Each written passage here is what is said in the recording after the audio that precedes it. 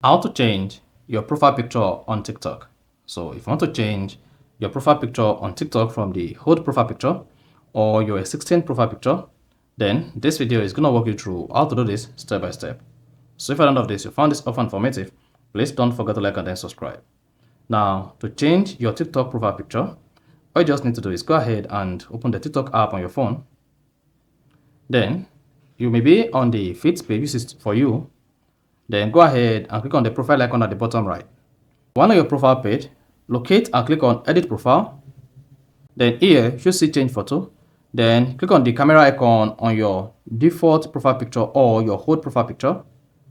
There you go. Then here you have access to take photos, select from gallery or view photo. To change your TikTok profile picture, just go ahead and click on select from gallery. Hang on while your gallery opens.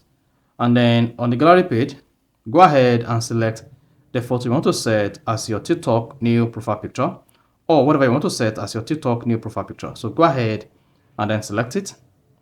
Once you select it like this, then you should see how it's going to look. Then click on next. Then click on next again. Then here, come here and adjust the TikTok profile picture to fit into the cycle.